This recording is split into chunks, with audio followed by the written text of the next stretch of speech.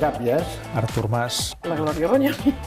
Conseller d'Empresa i Ocupació del Govern de Catalunya. Crec que sóc un professor universitari. Soc actor. Escriptora i lectora. Soc home del temps de TV3. Un metge. Periodista. Polític. Soc historiador, professor. Soc la presidenta d'Òmnium Cultural. Jo sóc advocat. Soc pallassa. President de la FECAFAM. Polític. Una cuinera. Soc actor, em dedico a això. Dibuixar. Soc psiquiatre. Tinc l'honor i el privilegi de liderar l'Assemblea Nacional Catalana. Soc un empresari del món del vi. Capellà diocesà. A la presidència de del tercer sector. Enginyer industrial. Canto. Un tio que fa teatre. I tota la vida laboral és destinada al periodisme i concretament al 3D.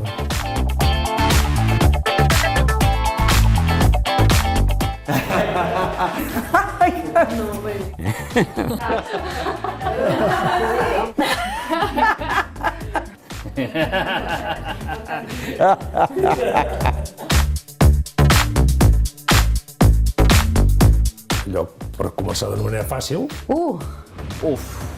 Bueno,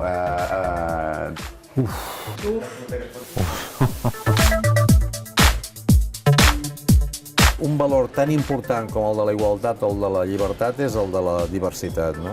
Totes les persones amb discapacitat sabem del que som capaces. Tinc un amic que és invident. Estàs en una reunió, això jo, si voleu que us digui la veritat, no ho acabo de veure clar. I tu rius i ell està supersèrio, però sap per què ho ha dit, saps? Per causar això, no? Jo crec que els hem de tractar amb absoluta normalitat perquè són tan ciutadans com tu o jo. Que es pugui visualitzar a persones que tenen aquest problema dintre d'aquest paisatge quotidià és important també per nosaltres com a societat.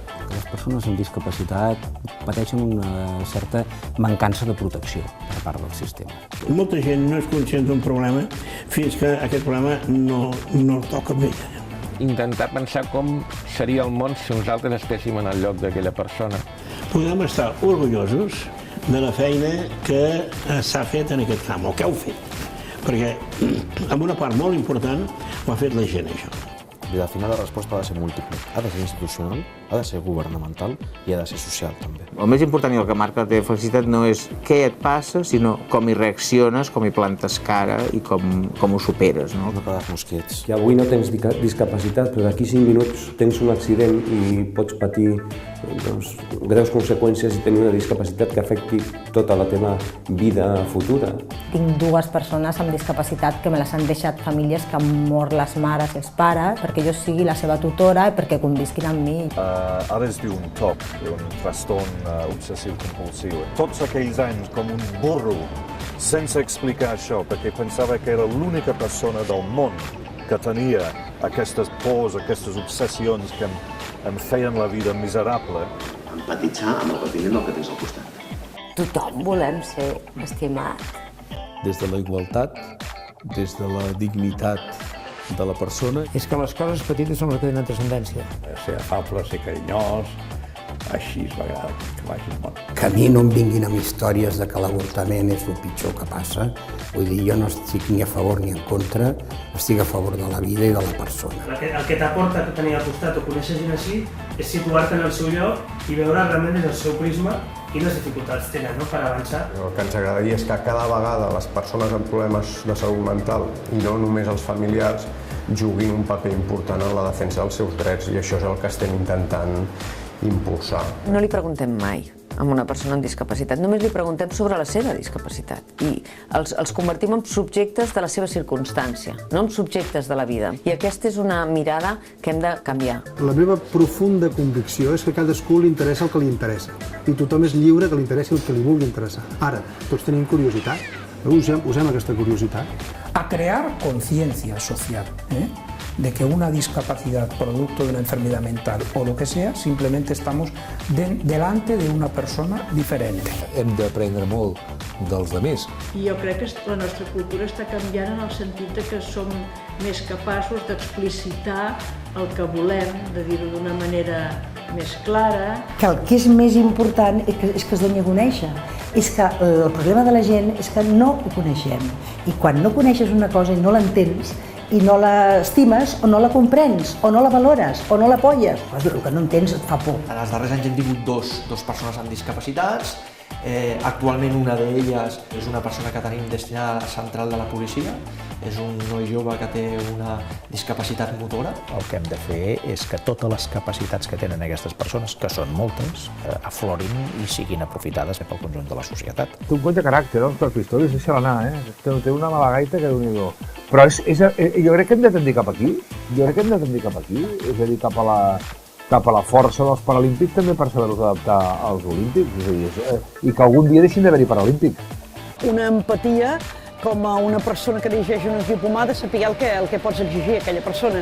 Sí que hi ha integració, perquè al final la gent els veu com a companys. Doncs tenim alguna cosa que no ens funciona al 100%. El que fem és normalitzar el tema i, a més, apropar-lo molt als ciutadans. Al nostre país, doncs, això s'ha vist reflectit en associacions, en fundacions, en cooperatives d'iniciativa social, amb implicació de les persones i amb emprenedoria també social. La LISMI, que té ja prop de 32 anys d'existència, al final acaben de ser normes que intenten conduir la societat cap a un compromís que potser sense normes hi hauria tendència a oblidar que formem part d'un tot. El tractament, la relació amb la integració de persones amb una disminució psíquica, per exemple, ha variat molt al llarg del temps i al llarg dels llocs. Que moltes vegades es tracta d'aquestes malalties com si no poguessin raonar o que no poguessin parlar. Home, sempre, en alguns casos, la discriminació positiva és bona. I en aquests casos jo entenc que sí. Tu no pots canviar el món, ja m'agradaria, no? Llavors has de mirar de modificar el teu entorn, allà on tu pots arribar.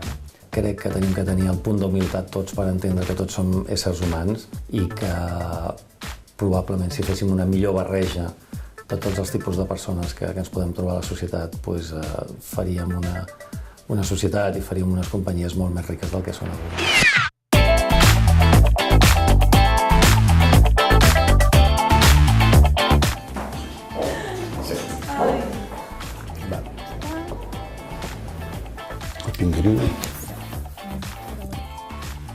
Com que ara estan de moda aquelles entrevistes que et fan així, dius, ostres, estan tots de canta. Clar, és que si miro tu, sempre en part estic mirant amb ella, fa gràcia. Qui soc? No ho sé. Aquesta és la pregunta fàcil. Molt bé. Superbé. Fàcil, Espero que us hagi agradat. Això s'està gravant, sí o no? Sí? Ah, val. Sí, farem una foto, si et sembla. Molt bé. Això és fantàstic.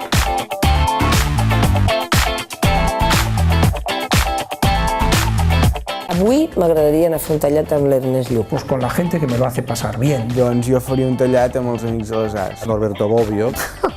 M'ho passes facilíssim. Molta gent. Les meves amigues de l'ànima, que es diuen Mireia, precisament, i Tina. Amb molta gent, Sortiria al carrer la primera persona que trobés. Abraham Lincoln podria ser un. Sòcrates, segurament. Amb el Flavià, o amb el fill de Cerdà, o amb ells, o amb el Serrat.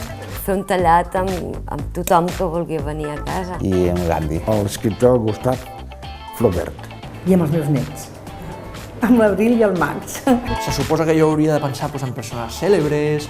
Martin Luther King, el líder dels drets civils dels Estats Units. En Saramago, l'escriptor.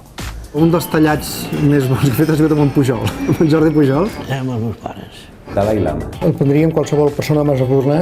Hauria de pensar en algú important. Nelson Mandela estaria molt bé, no?, anar a prendre un tallat. El doctor Carles Cardó. L'Ayrton Senna, que és un expilot de Fórmula 1. Per anar a fer un tallat? Amb l'Ovidi Montllor. Potser amb l'Obama. Amb el príncep Felip, amb el príncep de Girona. Ah, no ho sé, mira, ara mateix ens el podríem prendre tu i jo. El que no faria és un tallat, perquè jo no prenc cafè. Però bueno, per això és lo de menys. Lo important és la conversa.